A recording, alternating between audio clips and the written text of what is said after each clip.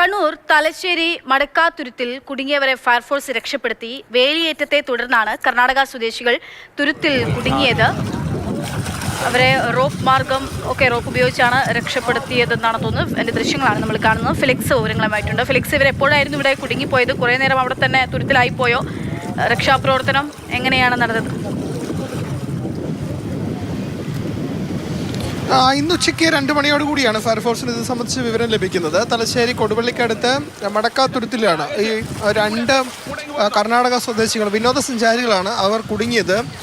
അവർ ഈ തീരത്തു നിന്നും ഈ തുരുത്തിലേക്ക് പോകുന്ന സമയത്ത് വെള്ളം കുറവായിരുന്നു. അതായത് വേലിയിറക്ക സമയമായതുകൊണ്ട് തന്നെ വെള്ളം കുറവായിരുന്നു. അങ്ങനെ അവർക്ക് അവിടേക്ക് എത്താൻ കഴിഞ്ഞു. പക്ഷേ തുരുത്തിലെത്തി വളരെ പെട്ടെന്ന് തന്നെ വേലിയേറ്റ സമയമായി. അങ്ങനെ വെള്ളം കയറി. അതുകൊണ്ട് അവർക്ക് ആ തുരുത്തിൽ നിന്നും കരയ്ക്ക് എത്താൻ കഴിയാത്തൊരവസ്ഥ വന്നു. അങ്ങനെ പുറത്തുള്ള ആളുകളാണ് ഫയർഫോഴ്സിന് വിവരം അറിയിച്ചത്. അങ്ങനെ തലശ്ശേരി ഫയർ സ്റ്റേഷനിൽ നിന്നും ആളുകൾ അവിടെ എത്തിയ സമയത്ത് കരയിൽ നിന്നും ഏതാണ്ട് 40 മീറ്റർ അകലെയാണ് ഈ തുരുത്ത്. അപ്പോൾ 40 മീറ്റർ അകലത്തെത്തിക്കണം. അവിടേക്ക് കയറെത്തിച്ചു. ആ റോപ്പ് വഴിയാണ് ഈ ലൈഫ് ജാക്കറ്റിൻ്റെ സഹായത്തോടെ ഈ കുടുങ്ങിയ 2 പേരെയും പുറത്തേക്ക് എത്തിച്ചത്. തുടർന്ന് ആംബുലൻസിൽ പ്രവേശിപ്പിച്ചു. അവിടുന്ന് ആശുപത്രിയിലേക്ക് കൊണ്ടുപോവുകയും ചെയ്തു.